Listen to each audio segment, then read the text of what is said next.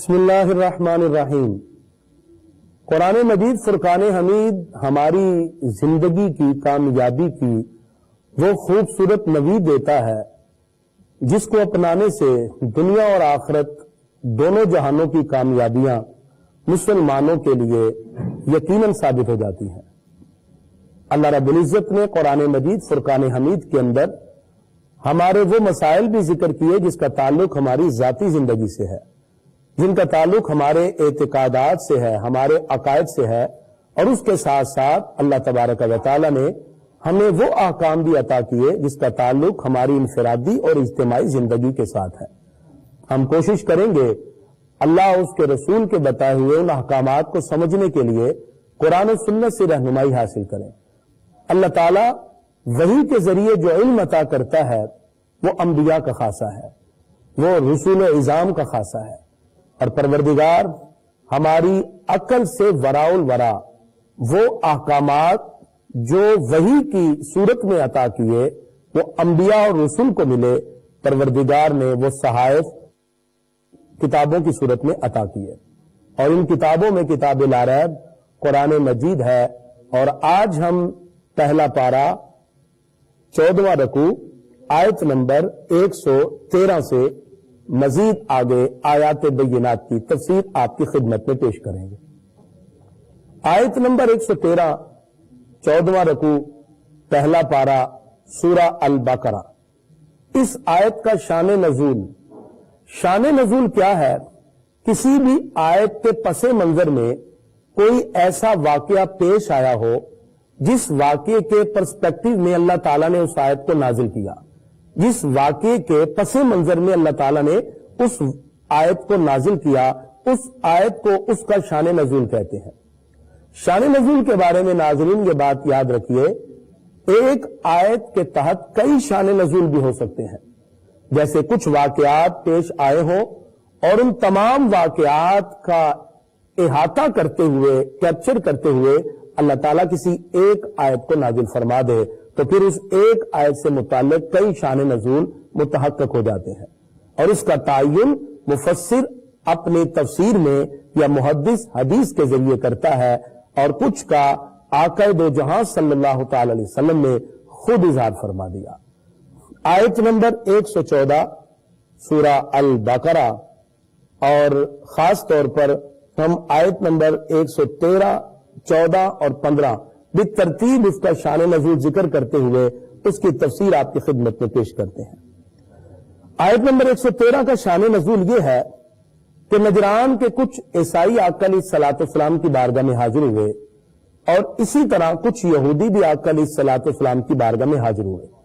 وہ دونوں جب آپس میں کلام کرتے ہیں تو ایک دوسرے کا انکار کرنے لگے، جیسے یہودیوں نے نصارہ کے بارے میں شور مچایا اور حضرت عیسیٰ علیہ السلام اور انجیل مقدس کا انکار کیا۔ کچھ ایسی صورتحال نصارہ کی طرف سے بھی رہی جب وہ آپس میں ایک دوسرے کے سامنے ایک دوسرے کو جھٹلانے لگے تو اللہ تعالیٰ نے سورہ البقرہ کی آیت نمبر 113 کو نازل کیا۔ پروردگار ارشاد فرماتا ہے، وقالت اليہود لیست النصارى علی شیء، یہودی بولے عیسائی کچھ نہیں، وقالت النصارى لیست اليہود علی شیء، اور نصرانی بولے کہ یہودی کچھ نہیں، وہم یتلون الکتاب، حالانکہ وہ دونوں کتاب بھی پڑھتے ہیں۔ یہودیوں کے پاس توریت ہے اور نصارہ اور عیسائیوں کے پاس انجیل مقدس ہے۔ اللہ تبارک و تعالیٰ نے واضح کیا کہ یہ آپس میں بحث و مباحثہ کرنا کچھ نہیں، بلکہ تم پر لازم ہے کہ تم اللہ کے احکام کو اپناؤ، جو کتابیں تمہیں دی گئیں ان کتابوں کے مطابق اپنی زندگی گزارو، ان کے مطابق عمل کرو۔ اس سے آگے آیت نمبر 114، اس آیت کریمہ کے شان نزول کے بارے میں مفسرین نے لکھا کہ جس وقت بیت المقدس کی بے حرمتی کی گئی، واقعہ کچھ یوں ہے کہ روم کے نصرانیوں نے بنی اسرائیل پر فوج کشی کی اور بہت سے لوگوں کو قتل کیا۔ انہوں نے اسی طرح بیت المقدس کو ویران کر دیا اور وہاں ویرانی کی کوشش کی، اور یہ ویرانی بیت المقدس کی خلافت فاروقی تک جاری رہی، اور پھر اس کے بعد آپ نے اس کو آباد کیا۔ جس وقت انہوں نے بیت المقدس کیونکہ یہ اس وقت قبلہ تھا تمام لوگوں کا، اور اس قبلہ اول کی ویرانی کی کوشش کی تو اللہ تعالیٰ ارشاد فرماتا ہے وَمَنْ أَظْلَمُ مِمَّنْ مَنَعَ مَسَاجِدَ اللَّهِ، اس سے بڑھ کر ظالم کون ہے کہ جو اللہ کی مسجدوں کو روکے أَن يُذْكَرَ فِيهَا اسْمُهُ، کہ اس میں اللہ کا نام لیا جائے، وَسَعَىٰ فِي خَرَابِهَا، اور اس کی ویرانی کی کوشش کرے۔ پتہ چلا کہ مسجد کی آبادی کیا ہے؟ مسجد آباد ہوتی ہے اللہ کے نام لینے سے، واضح نصیحت سے، جس میں اللہ اس کے رسول کا نام لیا جائے تو مسجد آباد ہوتی ہے۔ اور مسجد کی ویرانی کیا ہے کہ اس سے اللہ اور اس کے رسول کے نام کو ختم کیا جائے۔ پروردگار نے اس مقام پر اس بات کی وضاحت کی۔ ناظرین، آیت نمبر 115، صحابہ کرام ایک جگہ موجود تھے، رات کی تاریکی تھی لیکن قبلے کی سمت معلوم نہ تھی، تو اختلاف ہوا کہ نماز کس طرف منہ کر کے پڑھے۔ جس طرف صحابہ کرام کا دل جم گیا انہوں نے اسی طرف منہ کر کے نماز پڑھی۔ آقا علیہ الصلوۃ والسلام کی بارگاہ میں جب حاضر ہوئے اور عرض کیا یا رسول اللہ صلی اللہ علیہ وسلم، ہم فلاں معاملے میں پس و پیش ہو گئے، ہمارے اندر اختلاف پیدا ہوا، رات کی تاریکی تھی اور ہمیں معلوم نہ تھا کہ قبلہ کدھر ہے۔ یا رسول اللہ صلی اللہ علیہ وسلم، ہم نے اپنے دل کے ارادے پر جہاں ارادہ مضبوط ہوا وہیں نماز پڑھی، تو کیا ہماری نماز ہو گئی؟ یہ سوال کیا تو اللہ تعالیٰ نے آیت نمبر 115 سورہ البقرہ اس کو نازل کیا۔ پروردگار ارشاد فرماتا ہے وَلِلَّهِ الْمَشْرِقُ وَالْمَغْرِبُ، مشرق و مغرب سب اللہ کا ہے۔ فَأَيْنَمَا تُوَلُّوا فَثَمَّ وَجْهُ اللَّهِ، تم جہاں بھی منہ کرو وہیں اللہ کو پاؤ گے، وہی رب کی رحمت ہے۔ ان اللہ واسع علیم، بے شک اللہ وسعت والا، علم والا ہے۔ اس سے یہ مسئلہ معلوم ہوا اگر کسی جگہ پر اختلاف ہو جائے اور قبلے کا تعین نہ ہو کہ قبلہ کہاں ہے، جہاں دل جم جائے تحری کرے، غور و فکر کرے، جہاں اس کا دل جم جائے وہی نماز پڑھ لے، پروردگار اس کی نماز کو قبول فرما لے گا۔ اسی طرح اللہ تبارک و تعالی نے اہل کتاب کی کچھ باتوں کو ذکر کیا کہ جو اللہ رب العزت کے سوا کسی اور کو خدا ماننے لگے یا خدا کا بیٹا، جیسے نصارہ نے اللہ رب العزت کے سوا حضرت عیسیٰ علیہ السلام کو خدا یا خدا کا بیٹا کہا۔ پروردگار ارشاد فرماتا ہے وَقَالُوا اتَّخَذَ اللَّهُ وَلَدًا، وہ بولے کہ اللہ نے اپنی اولاد بنا رکھی ہے۔ پروردگار ارشاد فرماتا سبحانہ، وہ تو پاک ہے، بل لہو ما فی السماوات والارض، جو کچھ آسمان اور زمین میں ہے وہ سب اللہ کی ملکیت میں ہے، کل لہو قانتون، سب اسی کے حضور گردن جھکائے ہیں۔ یعنی پروردگار کی نہ اولاد ہے نہ وہ کسی کی اولاد، بلکہ وہ واحد و یکتا ہے۔ یہاں توحید کا خالصتاً ذکر کیا جاتا ہے۔ اسی طرح اللہ تبارک و تعالی نے اہل ایمان کی طرف اشارہ کیا کہ تم اہل کتاب کو حق بات پہنچاتے رہو، اگر وہ نہیں مانتے تو تمہارا مقصد پورا ہو گیا۔ پروردگار سورہ البقرہ کی آیت نمبر 120 میں ارشاد فرماتا ہے وَلَن تَرْضَىٰ عَنْكَ الْيَهُودُ وَلَا النَّصَارَىٰ، اور ہرگز تم سے یہود و نصارہ راضی نہ ہوں گے حَتَّىٰ تَتَّبِعَ مِلَّتَهُمْ، جب تک کہ تم ان کے دین کی پیروی نہ کرو، یعنی جب تک تم ان کے دین کی پیروی نہ کرو گے وہ تم سے کبھی راضی نہ ہوں گے، اور اگر تم نے ان کے دین کی پیروی کی تو پھر حق آنے کے بعد جو گمراہی کی طرف جاتا ہے اللہ اس کو کبھی راہ ہدایت نہیں دیتا۔ ناظرین، اسلام سے قبل جتنے ادیان تھے وہ اپنے اپنے دور میں حق تھے۔ جناب حضرت موسیٰ علیہ السلام کی تعلیمات جب تک ان کی قوم ان کو مانتی رہی وہ حق پر رہے، حضرت داؤد علیہ السلام کی قوم جب تک زبور کے مطابق عمل کرتے رہے وہ حق پر رہے۔ اسی طرح حضرت عیسیٰ علیہ السلام کی تعلیمات پہ عمل کرنے والے بھی اپنے دور پہ حق میں رہے، لیکن جس وقت اسلام کی بات آئی تو اللہ رب العزت نے باقی تمام ادیان کو، ساری کتابوں کو منسوخ کیا اور اپنے محبوب کی شریعت کو باقی رکھا، اور قرآن مجید کی صورت میں وہ آفاقی احکام عطا کیے کہ جس کو اپنانا ہی دونوں جہانوں کی کامیابی کا سبب بنا۔ اور یہی بات اللہ تعالیٰ نے اس مقام پہ ذکر فرمائی۔ اللہ تعالیٰ ارشاد فرماتا ہے کہ یہود و نصارہ یہ کیوں نہیں اللہ کے احکام کو مانتے، حالانکہ ان کی کتابوں میں خود نبی کریم صلی اللہ علیہ وسلم کی صفات کا ذکر ہے۔ پروردگار ارشاد فرماتا ہے الذین آتیناہم الکتاب، وہ لوگ جن کو کتاب دی گئی، یتلونہ حق تلاوتہ، وہ جیسی چاہے اس کی تلاوت کرتے ہیں، اولئک یؤمنون بہ، وہی اس پر ایمان رکھتے ہیں. جو اللہ کے احکام کو ماننے والے ہیں وہ اس پر یقینی طور پر ایمان بھی رکھتے ہیں اور اس کو دل سے تسلیم بھی کرنے والے ہیں. اور اس کے بارے میں جو مفسرین نے لکھا، خاص طور پہ حضرت عبداللہ ابن عباس رضی اللہ تعالی عنہما، اس کی تفسیر میں یہ ذکر فرماتے ہیں کہ یہ آیت اہل سفینہ کے بارے میں نازل ہوئی. حضرت جعفر بن ابی طالب نبی کریم صلی اللہ علیہ وسلم کی بارگاہ میں جب حاضر ہوئے تو 40 افراد ان کے ساتھ تھے، جن میں سے 32 افراد وہ تھے جو اہل حبشہ ہیں اور 8 افراد وہ تھے جو ملک شام کے راہب تھے، جن میں بحیرہ راہب بھی تھا. یہ 40 افراد سرکار کی بارگاہ میں حاضر ہوئے اور انہوں نے آقا علیہ الصلوۃ والسلام کی رسالت کو تسلیم کیا. اللہ تعالیٰ فرماتا ہے جنہوں نے سابقہ کتابوں کو پڑھ کے میرے محبوب کی رسالت کو مانا، انہوں نے کتاب پڑھنے کا حق ادا کیا. اور فرمایا وَمَن يَكْفُرْ بِهِ، اور جس نے اس کا انکار کیا فَأُولَٰئِكَ هُمُ الْخَاسِرُونَ، یہی لوگ گھاٹے والے ہیں. اللہ تبارک و تعالیٰ نے بنی اسرائیل کا ذکر کیا. بنی اسرائیل اولاد یعقوب کو کہتے ہیں. حضرت یعقوب علیہ السلام بیٹے ہیں حضرت اسحاق علیہ السلام کے، اور حضرت اسحاق علیہ السلام بیٹے ہیں جناب حضرت جد الانبیاء ابراہیم خلیل اللہ علیہ السلام کے. حضرت یعقوب علیہ السلام آپ کا لقب اسرائیل ہے، جو کہ عبرانی زبان کا لفظ ہے. اسرا اور ایل، اسرا بندے کو کہتے ہیں، ایل خدا کو کہتے ہیں عبرانی زبان میں. تو اسرائیل کا معنی اللہ کا بندہ، اور ان کی جو اولاد چلی ان کو بنی اسرائیل کہتے ہیں. قرآن مجید فرقان حمید میں جب بھی بنی اسرائیل سے خطاب کیا جائے اس سے مراد اولاد یعقوب ہے. یعقوب علیہ السلام کے 12 بیٹے اور اس کے بعد آگے ان کی نسل چلی. اللہ تعالیٰ نے بنی اسرائیل کو اپنی نعمتیں یاد دلائی. پروردگار ارشاد فرماتا ہے یا بنی اسرائیل، اے اولاد یعقوب، اذکروا نعمتی التی انعمت علیکم، یاد کرو میرا وہ احسان جو میں نے تم پر کیا، وَأَنِّي فَضَّلْتُكُمْ عَلَى الْعَالَمِينَ، میں نے تمام جہانوں پر تمہیں فضیلت عطا کی. اللہ تبارک و تعالی نے سورہ البقرہ کی اس کے بعد جو آیت نمبر 124 ہے اس میں جناب حضرت ابراہیم خلیل اللہ علیہ السلام کی آزمائش کا ذکر کیا. جناب حضرت ابراہیم خلیل اللہ علیہ السلام، ان کا تفصیلی ذکر آگے بھی آنے والا ہے، یہاں تھوڑا سا انٹروڈکشن کرواتا جاؤں. جناب حضرت ابراہیم علیہ السلام کی ولادت سرزمین اہواز میں ہوئی، اور اہواز کا ایک علاقہ سوس ہے جہاں آپ کی ولادت ہوئی.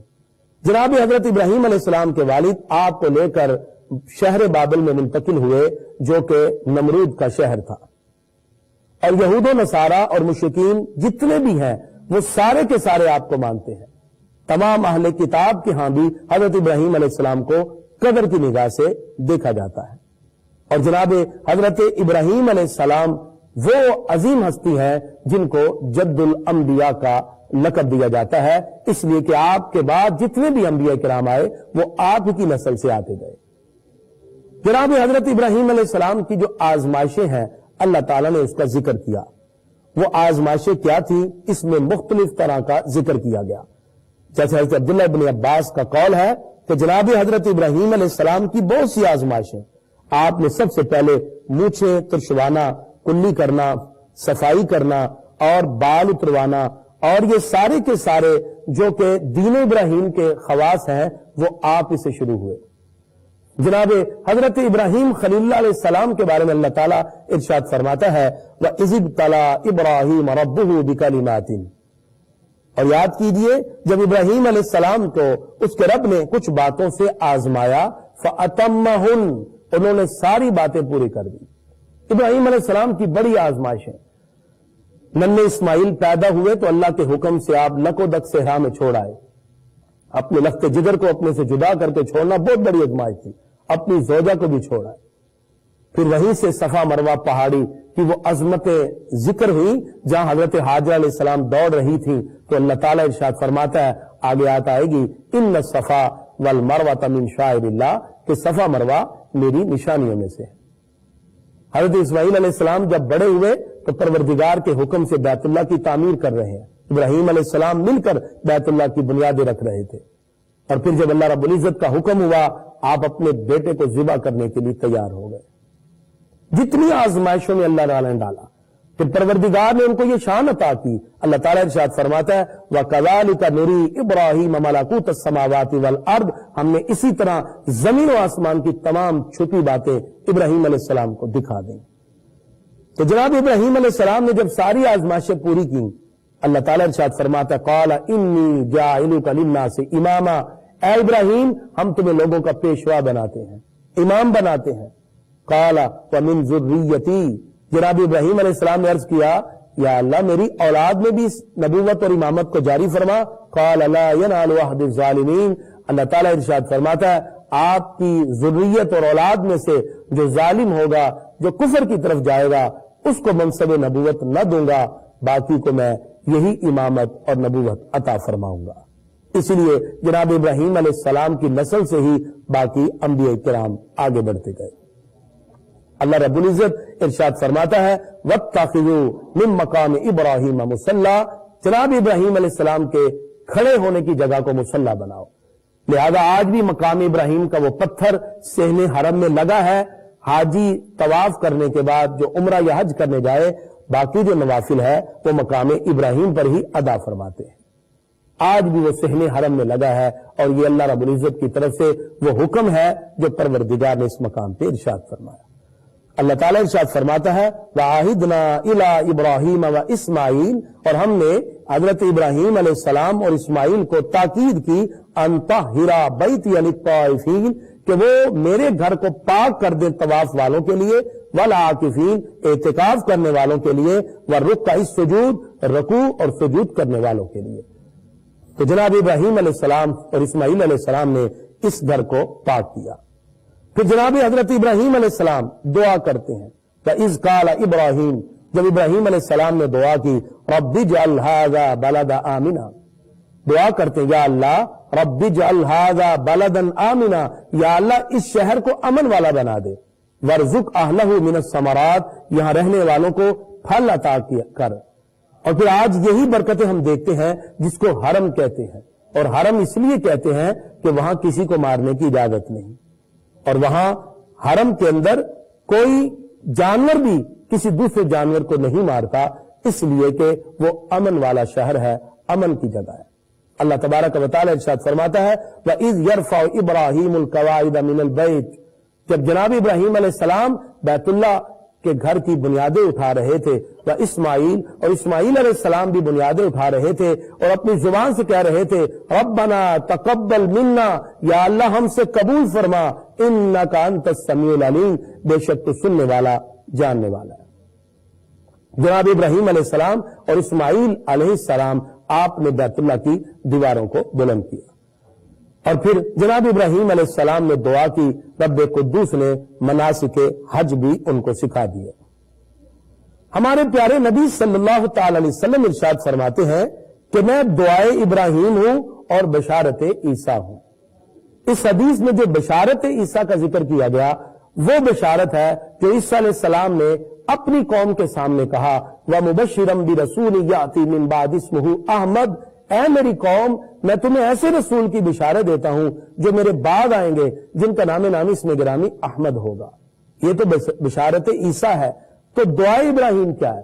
وہ دعائے ابراہیم یہ ہے جو آیت نمبر 129 میں ہے سورہ البقرہ.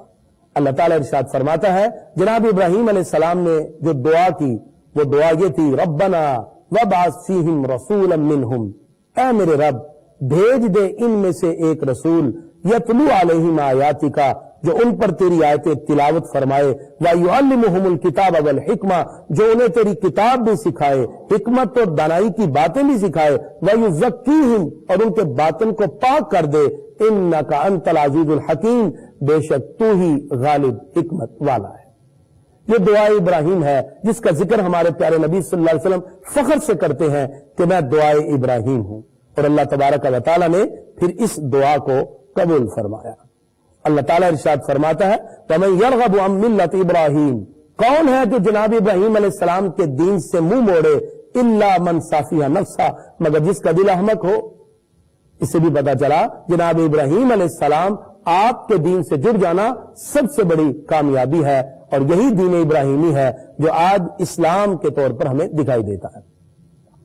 کچھ یہود و نصارہ نے کہا کہ ہمیں تو تلقین کی تھی اس بات کی ہمارے آباء و اجداد نے کہ تم نے یہودی ہی رہنا ہے. تو پروردگار ارشاد فرماتا ہے وَوَصَّى بِهَا إِبْرَاهِيمُ وَبَنِيهُ، جناب ابراہیم علیہ السلام نے اپنے بیٹوں کو نصیحت کی، وَيَعْقُوب، اور یعقوب علیہ السلام نے، یا بنی إِنَّ اللَّهَ اصْطَفَىٰ لَكُمْ، بے شک اللہ نے تمہارے لیے چن لیا اس دین کو جو دین تمہارے لیے پسند کیا، اور وہ دین اسلام ہے. إِنَّ اللَّهَ اصْطَفَىٰ لَكُمُ الدِّينَ، تمہارے لیے اس دین کو پسند کیا جو دین اللہ کا پسندیدہ ہے. اور وہ دین کیا ہے؟ فَلَا تَمُوتُنَّ إِلَّا وَأَنْتُمْ مُسْلِمُونَ، کہ تم نہ مرنا مگر اسلام کی حالت میں. اللہ تبارک و تعالی نے اس مقام پر جناب حضرت ابراہیم علیہ السلام کا بھی ذکر کیا اور جناب حضرت یعقوب علیہ السلام کا بھی ذکر کیا. ناظرین، حضرت ابراہیم علیہ السلام اور جناب حضرت اسماعیل علیہ السلام جس طرح بیت اللہ کی بنیادوں کو اٹھا رہے تھے، اسی طرح وہ رب کی بارگاہ میں دعا بھی کر رہے تھے. اور جناب حضرت ابراہیم علیہ السلام کی ملت کیا ہے؟ اللہ تعالیٰ ارشاد فرماتا ہے کہ یہ جو لوگ کہتے ہیں کہ یہودی اور عیسائی ہو جاؤ تو کامیاب ہو جاؤ گے، وقالو، اہل کتاب بولے، کونوا ہودن او نصارا، یہودی یا عیسائی ہو جاؤ، تہتدوا، ہدایت پا جاؤ گے. اللہ فرماتا قل بل ملت ابراہیم حنیفا، اللہ فرماتا ہے انہیں کہہ دیجئے بلکہ ملت ابراہیمی کو اپنائیے جو ہر باطل سے جدا ہے، وما کان من المشرکین، اور وہ مشرکوں میں سے نہ تھے. اللہ تبارک و تعالی نے اس کے بعد دیگر انبیاء کرام کا ذکر کیا اور واضح کیا ان تمام انبیاء کرام کو ماننا ہی کامیابی کی دلیل ہے. عیسائی کہتے تھے جو پینے پانی میں غوطہ لگائے گا وہ گناہوں سے پاک ہو جائے گا اور اس پہ حقیقتاً اللہ کا رنگ چڑھ جائے گا. آج بھی بپتسمہ اور استباغ کے نام سے یہ رسم جاری ہے. اللہ تعالیٰ نے اہل کتاب کی اس رسم کا رد کرتے ہوئے ارشاد فرمایا صبغۃ اللہ، اللہ کا رنگ، فمن احسن من اللہ صبغہ، اللہ سے بہتر کس کا رنگ ہے؟ اور اللہ کا رنگ کیا ہے؟ اللہ کا رنگ کوئی ظاہراً دکھائی دینے والا رنگ نہیں ہے.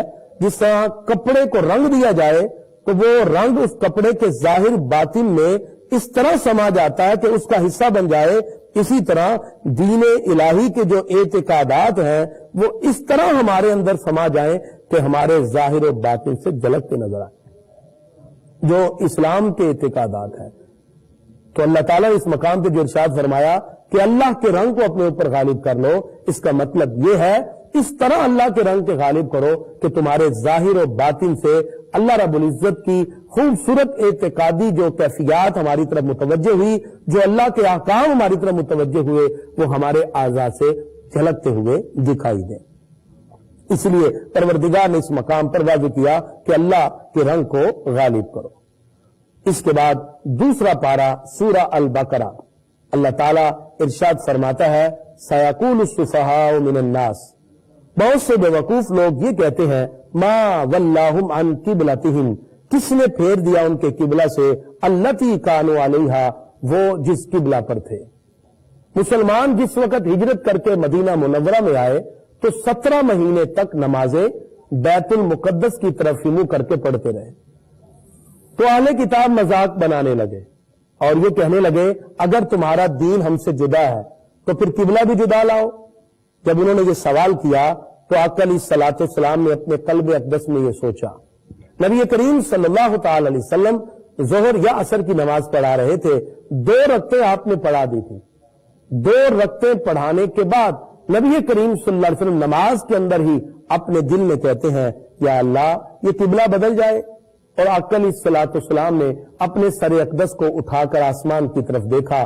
اللہ تعالیٰ کو یہ ادا اتنی پسند آئی، پروردگار نے اس پورے واقعے کو اور اس انداز میں قرآن میں ذکر کیا کہ وہ آیتوں کا حصہ بن گیا. پروردگار ارشاد فرماتا ہے قد نرى تقلب وجهك في السماء، ہم دیکھ رہے ہیں بار بار تمہارا آسمان کی طرف منہ کرنا. نبی کریم صلی اللہ علیہ وسلم نماز میں سر اٹھا کے دیکھتے ہیں. اللہ تعالیٰ ارشاد فرماتا ہے محبوب جو آپ اپنے دل میں سوچ رہے ہیں فَلَنُوَلِّيَنَّكَ قِبْلَةً تَرْضَىٰ، جو آپ چاہتے ہیں ہم وہ قبلہ بدل دیں گے. اس سے پتہ چلا کہ پروردگار نے وعدہ کیا کہ ہم قبلہ بدل دیں گے. سیاق کلام کا یہ تقاضا ہے. اس کے بعد چونکہ فا ہے اور فا تاکید مال وصل کے لیے ہے، آقا علیہ الصلوۃ والسلام نے اپنے قلب اقدس میں کہا یا اللہ اگر میری مرضی کے مطابق بدلنا ہے تو ابھی بدل دے. تو پروردگار نے اسی وقت قرآن کی آیتیں اتاری. جبریل امین علیہ السلام اپنے محبوب کی بارگاہ میں جب آیتیں لے کر آئے تو اللہ تعالیٰ نے حکم دیا ابھی آپ اپنے چہرے کو پھیر لیجئے. فولی وجہک شطر المسجد الحرام، ہم نے ابھی قبلے کو بدل دیا. آقا علیہ الصلوۃ والسلام نے اگلی 2 رکعتیں بیت اللہ مسجد حرام کی طرف منہ کر کے پڑھائی. اس طرح قبلہ تبدیل ہوا. اب ہمارا قبلہ جو ہے وہ بیت اللہ ہے، یعنی مسجد حرام ہے. اللہ تبارک و تعالیٰ نے اس کا خاص طور پر ذکر فرمایا. ناظرین، اس میں اللہ رب العزت نے یہ بھی ارشاد فرمایا کہ جو اہل کتاب ہیں وہ محض اپنے بغض کی وجہ سے اسلام کی باتوں کو نہیں مان رہے، وگرنہ حقیقت کی نگاہ سے دیکھیں تو اللہ تعالیٰ ارشاد فرماتا ہے جیسے یہ اپنے حقیقی بیٹوں کو پہچانتے ہیں اسی طرح یہ آپ کو بھی پہچانتے ہیں. پروردگار ارشاد فرماتا ہے الذین آتیناہم الکتاب، وہ لوگ جن کو ہم نے کتاب دی، یعرفونہ کما یعرفون ابنا، یہ اس طرح آپ کو پہچانتے ہیں جیسے اپنے حقیقی بیٹوں کو پہچانتے ہیں. آیت نمبر 146 میں اللہ تعالیٰ ارشاد فرماتا ہے وَإِنَّ فَرِيقًا مِّنْهُمْ، ان میں سے بہت سے لوگ وہ ہیں لَيَكْتُمُونَ الْحَقَّ، جو حق بات کو چھپا لیتے ہیں، وَهُمْ يَعْلَمُونَ، حالانکہ وہ جانتے بھی ہیں، جان بوجھ کر حق کو چھپا دیتے ہیں. اس سے پتہ چلا کہ اللہ رب العزت نے واضح طور پہ ارشاد فرما دیا کہ یہ جو حق کو جان بوجھ کر چھپاتے ہیں تمہیں ان کی نہیں بلکہ پیروی ان کی کرنی چاہیے جو تمہیں راہ ہدایت کی طرف لے جانے والے ہیں، اور وہ دین اسلام کی وہ خوبصورت باتیں ہیں جو رسول اللہ صلی اللہ تعالی علیہ وسلم کی طرف سے ہمیں عطا ہوئی. اللہ رب العزت ارشاد فرماتا ہے وَمِنْ حَيْثُ خَرَجْتَ، تم جہاں سے بھی آؤ، فَوَلِّ وَجْهَكَ شَطْرَ الْمَسْجِدِ الْحَرَامِ، اپنے چہرے کو مسجد حرام کی طرف کر لیجئے. اس کا اس انداز میں قرآن مجید میں ہوا کہ قرآن مجید واضح طور پہ واضح کر دیتا ہے کہ اب قبلہ بیت اللہ ہے. اللہ تعالیٰ ارشاد فرماتا ہے وہ لوگ جو دیگر قبلے کی طرف منہ کرنے والے ہیں تم ان سے نہ ڈرو، میری خشیت کو اپنے دل میں جگا دو. فلا تخشوہم واخشونی، مجھ سے ڈرو اور میں اپنی نعمتیں تم پر تمام کروں گا، تو دونوں جہانوں کی کامیابی انشاءاللہ تمہاری طرف متوجہ ہو جائے. اس کے بعد پروردگار نے آیت نمبر 152 میں کچھ ذکر کا اللہ تعالیٰ نے ذکر فرمایا. ذکر کیا ہے؟ ذکر 3 طرح کا ہے. ایک ذکر زبان سے ہے، ایک ذکر دل سے ہے، اور ایک ذکر افعال سے ہے، یعنی جوارے سے، انسان اپنے اعضاء سے کرتا ہے. لہذا ذکر لسانی، ذکر قلبی اور ذکر فعلی، 3 ذکر کی اقسام ہے. ذکر لسانی تو یہ کہ زبان سے یا سبحان اللہ، الحمدللہ یا استغفار پڑھا جائے، اور اسی طرح جو ذکر قلبی ہے اس کا مطلب کہ اپنے دل میں اللہ کی قدرت کی چیزوں کو پیدا کیا جائے. اور تیسرا ذکر بالجوارح ہے، یعنی اعضاء کے ذریعے. اور نماز میں تینوں ذکر اکٹھے ہو جاتے ہیں. بندہ اپنے اعضاء سے رکوع سجود کرتا ہے، دل میں اللہ کا خوف ہوتا ہے، اور زبان سے اللہ کا ذکر. پروردگار ارشاد فرماتا ہے آیت نمبر 152 میں، پروردگار فرماتا ہے فَاذْكُرُونِي أَذْكُرْكُمْ، تم مجھے یاد کرو میں تمہارا چرچا کروں گا. وَاشْكُرُونِي وَلَا تَكْفُرُونَ، میرا حق مانو اور میری ناشکری نہ کرو. حدیث میں آتا ہے آقا علیہ الصلوۃ والسلام ارشاد فرماتے ہیں، اور سرکار کا یہ عمل ہے، جب بھی کوئی پریشانی پیش آتی ہمارے آقا نماز میں مشغول ہو جاتے. اور اللہ کا حکم بھی ہے یا ایھا الذین آمنوا، اے ایمان والو، استعینوا بالصبر والصلاۃ، صبر اور نماز سے مدد چاہو. ان اللہ مع الصابرین، بے شک اللہ صبر کرنے والوں کے ساتھ ہے. ناظرین، اس کے بعد شہداء بدر کے حوالے سے ذکر ہوا. وہ لوگ جو بدر میں شہید ہو گئے اس کے بارے میں لوگ کہنے لگے کہ بدر والے ناکام ہوئے، نعوذ باللہ. بعد میں کہا کہ یہ جو شہداء ہیں یہ دنیا سے چلے گئے، یہ دنیا کی وہ ساری نعمتوں سے محروم ہو گئے. تو اللہ تعالیٰ نے ارشاد فرمایا، آیت نمبر 154 ہے سورہ البقرہ، پروردگار ارشاد فرماتا ہے وَلَا تَقُولُوا لِمَنْ يُقْتَلُ فِي سَبِيلِ اللَّهِ أَمْوَاتٌ، اور جو اللہ کی راہ میں شہید ہو گئے انہیں مردہ نہ کہو، بل احیاء، بلکہ وہ زندہ ہیں، وَلَٰكِن لَّا تَشْعُرُونَ، تمہیں ان کی زندگی کی شعور نہیں، تمہیں ان کی خبر ہی نہیں. اللہ تعالیٰ نے جو ان کو زندگی عطا کی وہ تمہارے شعور سے، فہم و ادراک سے، تمہاری تھنکنگ پاور سے ارفع و اعلیٰ ہے. اللہ تعالیٰ ارشاد فرماتا ہے دنیا کی زندگی میں ہم تمہیں آزمائیں گے، وَلَنَبْلُوَنَّكُمْ بِشَيْءٍ، اللہ تعالیٰ ارشاد فرماتا ہے ہم تمہیں آزمائیں گے، من الخوف، کبھی خوف سے، والجوع، کبھی بھوک سے، ونقص من الاموال، کبھی تمہارے مالوں کی کمی ہوگی، والانفس، کبھی تمہاری پیاروں کی ہم جانیں لے لیں گے، والثمرات، اور کبھی پھلوں کی کمی ہوگی، وبشر الصابرین، صبر کرنے والوں کو خوشخبری سنا دیجیے۔ انسان کی زندگی میں آزمائشیں ہیں، ابتلا بھی ہے، اور اللہ تعالیٰ واضح طور پر ارشاد فرماتا ہے ہم تمہیں ضرور آزمائیں گے، اور منافق ان آزمائشوں پر اپنے قدم کو ڈگمگا دیتا ہے، جبکہ مومن کی جو تکلیف آتی ہے، مومن کا طرح امتیاز کیا ہے؟ اللہ تعالیٰ ارشاد فرماتا ہے الذین اذا اصابتہم مصیبہ، مسلمان پر جب مصیبت آتی ہے قالو، وہ پکار اٹھتے ہیں انا للہ و انا الیہ راجعون، یا اللہ ہم تیری ہی مال ہیں اور ہم نے لوٹ کر تیری ہی طرف آنا ہے۔ اللہ تعالیٰ ارشاد فرماتا ہے اولئک علیہم صلوات من ربہم ورحمہ، یہی وہ لوگ ہیں جن پر اللہ کی طرف سے رحمتیں بھی ہیں، پروردگار کی طرف سے درودیں بھی ہیں۔ لہذا مصیبت میں گھبرانا نہیں چاہیے، اللہ کی طرف رجوع کرنا چاہیے، اللہ تعالیٰ رجوع کرنے پر اپنی بارگاہ سے عظمتیں بھی عطا فرماتا ہے۔ بہرحال جن لوگوں سے گناہ ہوئے اللہ تعالیٰ فرماتا ہے الا الذین تابوا واصلحوا وبینوا، جنہوں نے توبہ کی اور اپنے اعمال سنوار لیے اور پھر وہ ظاہر کرے کہ ہم نے یقیناً اللہ کی بارگاہ میں توبہ کی، فاولئک اتوب علیہم، اللہ فرماتا ہے میں ان کی توبہ کو قبول فرماتا ہوں، وانا التواب الرحیم، میں توبہ قبول کرنے والا مہربان ہوں۔ ناظرین، جہاں تک ہو سکے انسان اللہ کی بارگاہ میں توبہ کرے، استغفار کرے، رب قدوس کی بارگاہ سے توبہ کرنا یہ مومن کا طرح امتیاز ہونا چاہیے۔ پروردگار نے اس کے بعد اپنی قدرتوں کا ذکر کیا۔ اللہ تعالیٰ آیت نمبر 164 میں ارشاد فرماتا ہے ان فی خلق السماوات والارض، بے شک زمین و آسمان کی تخلیق میں، واختلاف اللیل والنہار، اور رات اور دن کے عدل بدل میں، اس کے مختلف ہونے میں، والفلک التی تجری فی البحر، اور وہ کشتی جو دریا میں چلتی ہے، بما ینفع الناس، جس سے لوگ فائدہ اٹھاتے ہیں، وما انزل اللہ من السماء، اور وہ پانی جو اللہ نے آسمان سے اتارا، من ماء، وہ پانی، فاحیا بہ الارض، جس سے زمین کو زندہ کیا، بعد موتہا، اس کے مردہ ہو جانے کے بعد، وبث فیہا من کل دابہ، اور ہر طرح کے جانور اللہ نے پھیلا دیے، وتصریف الریاح، اور ہواؤں کو چلایا، والسحاب، اور بادلوں کو چلایا، المسخری بین السماء والارض، وہ بادل جو زمین و آسمان کے درمیان مسخر ہیں، لآیات لقوم یعقلون، اس میں عقل والوں کے لیے نشانیاں ہیں۔ پروردگار ارشاد فرماتا ہے اے انسان کبھی قدرت کی ان چیزوں کو تو دیکھ، بادل زمین و آسمان کے درمیان مسخر ہے، اللہ تعالیٰ نے کشتیوں کو پانی میں چلا دیا، بڑے بڑے دریا کے اندر جہاز چل رہے ہیں، سمندر میں جہاز چل رہے ہیں، پروردگار فرماتا ہے یہ ساری میری نشانیاں ہیں، اور یہ کائنات کی ان سب چیزوں کو دیکھ کر تم اپنی زبان سے پکار اٹھو گے کوئی تو ہے جو نظام ہستی چلا رہا ہے، وہی خدا ہے۔ اللہ تعالیٰ ارشاد فرماتا ہے پھر تم اللہ کے سوا کسی اور کی عبادت کیوں کرتے ہو؟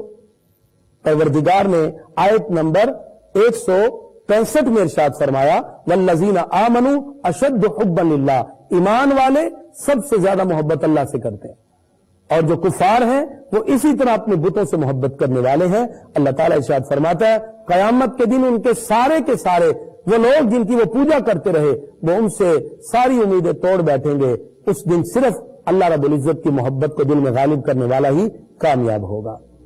پروردگار ارشاد فرماتا ہے وَلَا تَتَّبِعُوا خُطُوَاتِ الشَّيْطَانِ، شیطان کے قدموں پہ نہ چلو، إِنَّهُ لَكُمْ عَدُوٌّ مُبِينٌ، وہ تمہارا کھلا دشمن ہے۔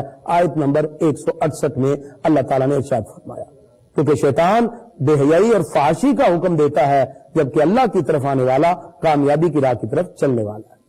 آیت نمبر 172 میں پروردگار ارشاد فرماتا ہے یا ایھا الذین آمنوا کلوا من طیبات ما رزقناکم، اے ایمان والو وہ پاک چیزیں کھاؤ جو ہم نے تمہیں عطا کی، واشکروا للہ، اللہ کا شکر ادا کرو، ان کنتم ایاہ تعبدون، اگر تم صرف اسی کی عبادت کرتے ہو۔ اس مقام پہ اللہ تعالیٰ نے واضح کیا حلال کھاؤ۔ ناظرین، حلال اور پاکیزہ دونوں کے کھانے کا اسلام نے حکم دیا، اور معلوم ہوا کہ اللہ کی نعمت پر شکر ادا کیا جائے اور اس کے ساتھ ساتھ مردار نہ کھایا جائے، اور اس کا تفصیلی ذکر آگے بھی ہے کہ اللہ تعالیٰ نے مردار کو، خون کو اور خنزیر کے گوشت کو، اور وہ جن پر اللہ کے سوا کسی اور کا نام ذبح کرتے وقت دیا جائے وہ سارے اللہ نے حرام کر دیے۔ وما اہل بہ لغیر اللہ۔ پروردگار ارشاد فرماتا ہے جو اللہ رب العزت کی آیتوں کو چھپائے وہی اللہ رب العزت کی راہ سے ہٹ جانے والا ہے۔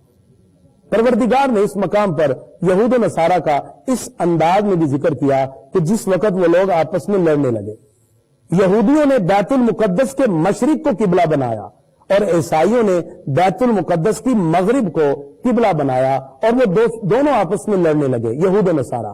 تو اللہ تعالیٰ نے اس مقام پہ ارشاد فرمایا آیت نمبر 177 میں، لیس البر ان تولوا وجوہکم قبل المشرق والمغرب، اللہ فرماتا ہے اس بات میں کوئی نیکی نہیں کہ اپنے چہرے کو مشرق کی طرف کرو یا مغرب کی طرف، ولکن البر من آمن باللہ والیوم الآخر، لیکن بڑی نیکی تو یہ ہے جو اللہ پر ایمان لائے، قیامت پر ایمان لائے، والملائکہ فرشتوں پر ایمان لائے، والکتاب اور اللہ کی کتابیں ڈیوائن بکس پر ایمان لائے، والنبیین اور انبیاء پر ایمان لائے۔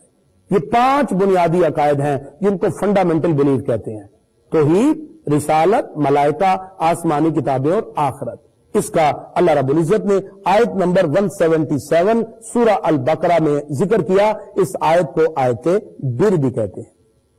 پروردگار نے پھر کچھ اہل ایمان کے اچھے کاموں کا ذکر کیا۔ اللہ رب العزت یہ بھی ارشاد فرماتا ہے نماز قائم کرو، زکوٰۃ دو اور صبر کرو، اور اسی طرح پروردگار نے مختلف اوقات میں کی جانے والی نیکیوں کا بھی ذکر فرمایا۔ اس کے بعد کچھ احکام وصیت کے ذکر ہوئے۔ ناظرین، وصیت کیا ہے؟ ابتدائی اسلام میں یہ وصیت کرنا لازم تھا، لیکن اب مستحب ہے۔ وصیت یہ ہے اگر کسی کو اللہ نے بہت سا مال دیا ہے، وہ اپنے ٹوٹل مال میں سے 1/3 یعنی تہائی حصے کی وصیت کر سکتا ہے، تہائی حصے سے زیادہ کی وصیت نہیں کر سکتا۔ اگر وہ تہائی حصے سے زیادہ کر بھی دے تو ورثاء پھر بھی اس کی وصیت کو 1/3 میں تسلیم کریں گے۔ ناظرین، وصیت وارثوں کے حق میں نہیں ہوتی، یعنی ایک باپ اپنے بیٹے کے حق میں وصیت نہیں کر سکتا کیونکہ بیٹے کو ویسے بھی وراثت میں حصہ ملنا ہے۔ وصیت اس وقت کی جاتی ہے کہ جب اس کے وارث جو ہیں وہ وصیت کی وجہ سے محتاج نہ ہو جائیں۔ یہ نہ ہو کہ اس کے پاس پہلے ہی تھوڑا مال ہے، وہ دنیا میں جائے، دنیا سے جاتے ہی اس کا جو ترکہ ہے وہ ورثاء میں بانٹ دیا جائے اور وہ اس میں سے بھی 1/3 اور تہائی حصہ نکال کے کسی غریب یا کسی مسجد وغیرہ کو دے جائے۔ اس طرح اس کے اپنے وارث جو ہیں ورثاء وہ محتاج ہو جائیں گے۔ تو اسلام اس بات کی تلقین کرتا ہے کہ ورثاء کو محتاج نہ کرو، ورثاء کو محتاج نہ کیا جائے، بلکہ وصیت کو اگر جاری کیا جائے تو 1/3 میں کیا جائے تاکہ وارثوں کو بھی حق ملے اور جو وصیت کی جاتی ہے ان کو بھی حق ملے۔ اس کا ذکر پروردگار نے اس مقام پہ ارشاد فرمایا، کتب علیکم اذا حضر احدکم الموت، اللہ نے فرض کیا تم پر جب کسی کو موت آئے، ان ترک خیرا الوصیہ، کہ وہ کچھ مال چھوڑے تو وصیت کر جائے۔ آیت نمبر 180 میں، لیکن اب یہ وصیت کرنا مستحب ہے، فرض یا واجب نہیں۔ اس کے بعد اللہ تعالیٰ نے سورہ البقرہ دوسرے پارے کی آیت نمبر 183 میں روزوں کا ذکر کیا۔ اے ایمان والو، کتب علیکم الصیام، تم پر روزے فرض کیے گئے، کما کتب علی الذین من قبلکم، جیسے تم سے پہلے لوگوں پہ فرض کیے گئے۔ ایام معدودات، یہ گنتی کے چند دن ہیں۔ اس میں اب ذکر ہوا، اللہ تعالیٰ نے ارشاد فرماتا جو بیمار ہو، ایسا بیمار کہ روزہ رکھے گا تو جان سے جا سکتا ہے یا روزہ رکھنے سے مزید بیمار ہو سکتا ہے، اسلام کہتا ہے کہ وہ روزہ چھوڑ دے، اس کی بعد میں قضا کرے، اور قضا پورے سال میں 5 دن منع ہے۔ 5 دن روزہ رکھنا پورا سال میں منع ہے، عید الفطر، عید الاضحیٰ اور ذی الحجہ کے 11، 12، 13 3 دن، یعنی ٹوٹل 5 دن بنے۔ اس کے علاوہ کسی دن بھی وہ قضا کر لے بیماری کی وجہ سے یا سفر میں ہو، اور سفر بھی وہ ہے جو تقریباً 92.5 کلومیٹر دور جانے کے ارادے سے، اس سفر میں بھی روزہ چھوڑ سکتا ہے۔ اور جس کے پاس طاقت ہی نہیں ہے، بوڑھا ہو چکا ہے یا ایسی بیماری میں مبتلا ہوا کہ زندگی بھر اب روزہ نہیں رکھ سکتا، اس کے لیے اجازت ہے وہ اپنے روزے کے بدلے میں کسی کو فدیہ دے، اور فدیہ فطرانے کی رقم کے برابر ہے۔ تقریباً آج کل 150 روپیہ ایک روزے کا نکالے اور وہ اس حساب سے 30 روزے کے کسی غریب کو دے دے، اس طرح فدیہ کسی کو دے دیا جائے گا۔ اللہ تعالیٰ ارشاد فرماتا ہے، شہر رمضان الذی انزل فیہ القرآن، رمضان کا مہینہ جس میں اللہ نے قرآن نازل کیا۔ فرمایا کہ جو اس مہینے کو پائے وہ روزہ رکھے، اور جو بیمار ہو وہ کسی اور دن روزہ رکھے۔ اللہ تعالیٰ ارشاد فرماتا ہے، وَإِذَا سَأَلَكَ عِبَادِي عَنِّي فَإِنِّي قَرِيبٌ، اے محبوب یہ لوگ آپ سے میرے بارے میں پوچھتے ہیں، آپ کہہ دیجئے میں ان کے قریب ہوں، اجیب دعوت الداعی اذا دعان، یہ جب بھی مجھ سے مانگیں گے میں ان کی دعاؤں کو قبول فرماؤں گا۔ ابتدائے اسلام کے اندر عشاء کی نماز تک روزہ روٹی کھا کے روزہ شروع ہو جاتا تھا، لیکن اللہ تعالیٰ نے پھر اور آسانیاں عطا فرمائی۔ پروردگار ارشاد فرماتا ہے احل لکم لیلۃ الصیام الرفث، تمہارے لیے حلال کر دیا گیا کہ تم رمضان کی راتوں میں الی نسائکم، عورتوں کے پاس جا سکتے ہو، ہن لباس لکم وانتم لباس لہن، وہ تمہارے لباس ہیں اور تم ان کے لباس ہو۔ اور صبح تک سحری کھانے کے بعد پھر ہم کھانے پینے کو چھوڑ دیتے ہیں۔ اللہ تعالیٰ ارشاد فرماتا ہے کلوا واشربوا حتی یتبین لکم الخیط الابیض من الخیط الاسود من الفجر، کھاؤ پیو یہاں تک کہ ظاہر ہو جائے سفیدی کا ڈورا سیاہی کے ڈورے سے، یعنی تو پھٹ جائے، صبح صادق جب نمودار ہو جائے پھر کھانا پینا چھوڑ دو۔ ثم اتموا الصیام الی اللیل، پھر اس روزے کو رات تک کھینچ کر لے آؤ۔ اور اللہ تعالیٰ ارشاد فرماتا ہے وَلَا تُبَاشِرُوهُنَّ وَأَنْتُمْ عَاكِفُونَ فِي الْمَسَاجِدِ، رمضان کے آخری 10 دنوں میں جب تم اعتکاف کر رہے ہو اس وقت تم لاہو و لعب نہ کرو، 10 دن مسجد میں رہو، اللہ کی عبادت کرو۔ اور عورتیں اپنے گھروں کے پاک جگہوں پر اعتکاف کریں گی، یہ سنت موقدہ علی الکفایہ ہے۔ اس کے بعد حج کے کچھ احکامات کو اللہ تعالیٰ نے ذکر کیا، اور اللہ تعالیٰ ارشاد فرماتا ہے محبوب یہ لوگ آپ سے پوچھتے ہیں یہ چاند کیا ہے، آیت نمبر 189 میں 189 میں اللہ تعالیٰ ارشاد فرماتا ہے یسألونک عن الاہلہ، یہ آپ سے پوچھتے ہیں چاند کیا ہے۔ صحابہ نے سرکار سے پوچھا کبھی چاند چھوٹا کبھی بڑا، یہ کیا ہے؟ اللہ تعالیٰ ارشاد فرماتا ہے یہ تمہارے لیے ایام مقرر ہے، اس سے تمہیں پتہ چلتا ہے کہ رمضان آ گیا، اس سے پتہ چلتا ہے کہ حج آ گیا اور عید ہے، اور یہ سارے کے سارے احکام چاند سے جڑے ہوئے ہیں۔ اس کے بعد پروردگار نے واضح طور پہ حج اور عمرہ کے احکام ذکر کیے۔ ناظرین، حج اور عمرہ یہ وہ عبادات ہیں جن کا تعلق عبادات مرکب سے ہے۔ حج کے جو طریقے ہیں اور جو انداز ہیں وہ اس کو تھوڑا سا سماعت کر لیجئے۔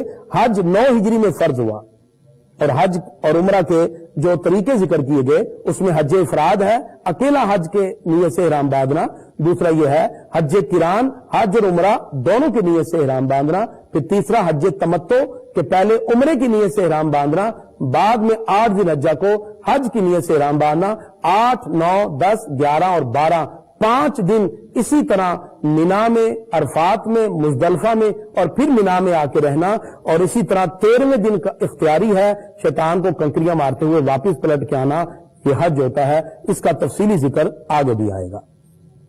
اللہ تبارک و تعالیٰ نے واضح کیا کہ حج کے دوران کسی بھی طرح فسق و فجور کا ارتکاب نہ کرے۔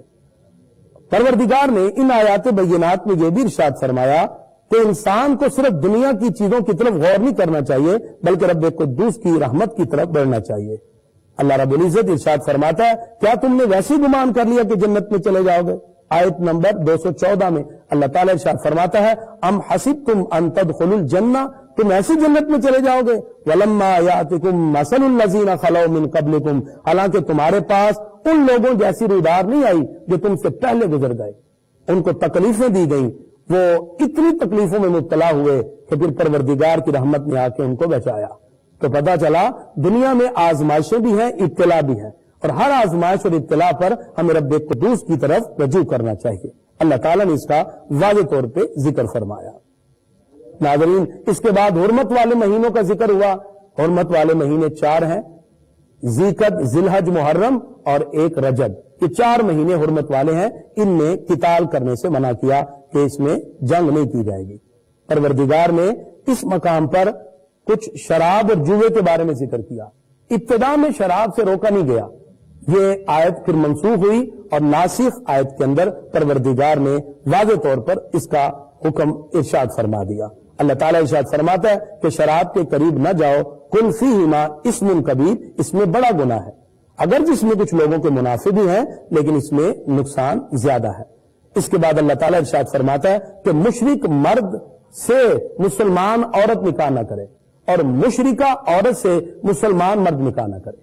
یاد رکھیے اہل کتاب سے نکاح کرنا جائز ہے کچھ شرائط کے ساتھ، لیکن جو مشرکہ ہے یا مشرک ہے اس کے ساتھ مومن مرد یا عورت نکاح نہیں کر سکتے۔ ہاں، نکاح کے لیے ان کو پہلے مسلمان کیا جائے، اور وہ مسلمان ہونا اضطراری طور پہ نہ ہو بلکہ خود وہ اسلام کو قبول کرے۔ وہ احکام بھی اللہ تعالیٰ نے آیت نمبر 220 سے لے کر آگے 221 تک ذکر کیے. اس کے بعد اللہ تعالیٰ ارشاد فرماتا ہے کچھ عورتوں کے لیے ناپاکی کے دن ہے اور ان کے قریب جانا ان دنوں میں جائز نہیں. پھر اللہ تعالیٰ نے کچھ قسموں کا ذکر کیا. لوگ قسم اٹھا لیتے ہیں، وہ 3 طرح کی ہے. ایک ہے یمین لغو، کہ انسان گزشتہ زمانے میں کوئی قسم اٹھا لے اور وہ قسم اس نے بھول کر اٹھا لی کہ اللہ کی قسم میں نے یہ نہیں کیا، اسے یمین لغو کہتے ہیں، اس میں کفارہ نہیں ہے. دوسرا یمین غموس ہے. یمین غموس یہ ہے کہ جان بوجھ کر گزرے ہوئے وقت میں کسی بات پہ قسم اٹھانا، اس میں انسان گناہگار ہوتا ہے. اور تیسرا ہے یمین منعقدہ، کہ انسان قسم اٹھائے کہ اللہ کی قسم یا کعبۃ اللہ کی یا قرآن کی قسم کہ میں فلاں سے بات نہیں کروں گا، فلاں کام نہیں کروں گا. اگر وہ یہ کام کر لیتا ہے پھر اس کو اس صورت میں کفارہ دینا پڑتا ہے. 3 روزے رکھنا پڑیں گے، یا 10 مسکینوں کو کھانا کھلانا پڑے گا، یا 10 مسکینوں کو کپڑے پہنانے پڑیں گے. اس کے بعد اللہ تعالیٰ نے طلاق کے احکام ذکر کیے اور فرمایا جب کسی عورت کو طلاق دی جائے والمطلقات یتربصن بانفسہن ثلاثۃ قروء، طلاق والی عورتیں اپنے آپ کو 3 حیض تک روکے رکھیں. اللہ تعالیٰ نے ارشاد فرمایا کہ طلاق 2 مرتبہ ہے یا 1 مرتبہ، اس کے بعد روک لو یا چھوڑ دو. جاہلیت میں لوگ عورتوں کو ویسی طلاق دے دیتے، پھر رجوع کر لیتے، پھر طلاق دیتے، کئی طلاقیں دے دیتے. اس کے بعد لمٹ مقرر ہو گئی، الطلاق مرتان، طلاق 2 بار ہے. فإمساک بمعروف او تسریح بإحسان، 2 کے بعد روک لو یا چھوڑ دو. فإن طلقها، اللہ تعالیٰ نے آیت نمبر 230 میں ارشاد فرمایا اگر تیسری طلاق دے دی فلا تحل له من بعد، اب وہ عورت اس کے لیے حلال نہیں حتی تنکح زوجا غیرہ، جب تک کہ کسی دوسرے خاوند کے پاس سے ہو کر نہ آئے. اس نے واضح طور پہ ارشاد فرمایا کہ 3 کے بعد عورت طلاق مغلظہ اس پہ واقع ہو جاتی ہے. ناظرین، اسی طرح طلاق کے بہت سے احکام بھی اللہ تعالیٰ نے اس مقام پہ ذکر کیے اور رداعت کے مسئلے ذکر کیے. اللہ تعالیٰ ارشاد فرماتا ہے والوالدات یرضعن اولادہن، مائیں اپنے بچوں کو دودھ پلائیں حولین کاملین، 2 سال پورا. اور جو دودھ اگر عورت کو طلاق ہو گئی یا کوئی ایسا پرابلم ہوا کہ عورت جو ہے وہ دودھ نہیں پلا سکی، فرمایا وعلی المولود لہ رزقہن، جس کا بچہ ہے یعنی جو شوہر ہے جو باپ ہے وہ اس کا خرچہ اٹھائے گا. وکسوتہن بالمعروف، اور عورت کے لیے اور ماں کے لیے بھی. تو اس طرح یہ دودھ کے احکام بھی ذکر کیے. اس کے بعد اللہ تبارک و تعالیٰ نے عدت وفات کا ذکر کیا کہ وہ لوگ جو فوت ہو جائیں اور بیویاں چھوڑیں یا تربصن بانفسہن 4 اشہر و 10، 4 مہینے 10 دن تک وہ اپنے آپ کو روکے رکھیں. اللہ تبارک و تعالیٰ نے ان آیات بینات کے اندر واضح طور پر ارشاد فرمایا کہ اگر کسی نے نکاح کیا اور طلاق دے دی رخصتی سے پہلے، اگر حق مہر مقرر ہوا تو آدھا دے، اگر حق مہر مقرر نہیں ہوا تو کم از کم 1 سوٹ اس کو دے دیا جائے. اور فرمایا کہ تم کسی نہ کسی طرح نمازوں کی پابندی کرو، اور نماز کی پابندی جو ہے وہ تمہیں کامیابیوں کی طرف لے جانے والی. آیت نمبر 242 تک آج ہم نے اس خلاصہ کے اندر ذکر کیا جس میں اللہ تبارک و تعالیٰ نے واضح طور پر ارشاد فرمایا وللمطلقات متاع بالمعروف، اور طلاق والیوں کے لیے بھی مناسب طور پر نان نفقہ ہے، حقا علی المتقین، پرہیزگاروں پر واجب ہے. کذالک یبین اللہ لکم آیاتہ لعلکم تعقلون، اللہ اس لیے تم پر یہ آیتیں بیان کرتا ہے تاکہ تم غور و فکر کرو. اللہ تعالیٰ عمل کی توفیق عطا فرمائے.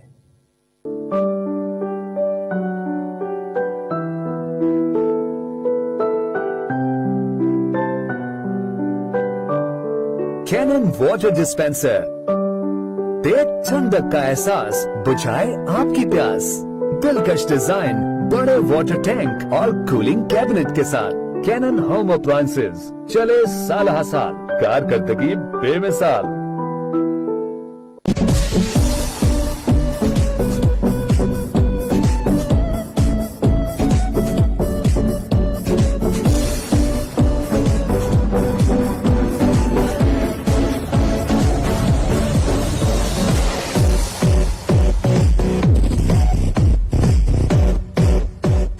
Down LA, 301 Art Block, Lalik Chowk, DHL Lahore. For contact 042 357 44781 up to 2.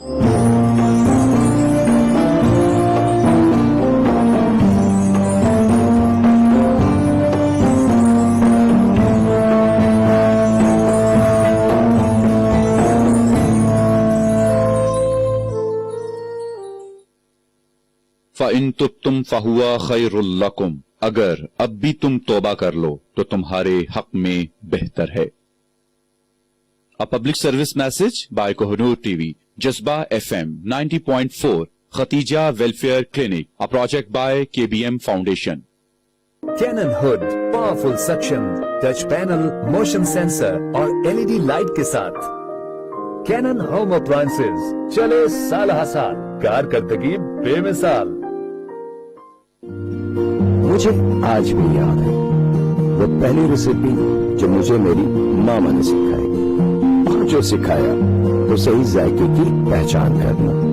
बस फिर इसी मेयार और जायके की तलाश में हमेशा कुछ खास ही बनाया और खिलाया, जैसे हमारी मामाज मायोनीज जो बनती है आला मेयारी अज्जा से और स्ट्रिक्टली हाइजीनिक स्टैंडर्ड के मुताबिक।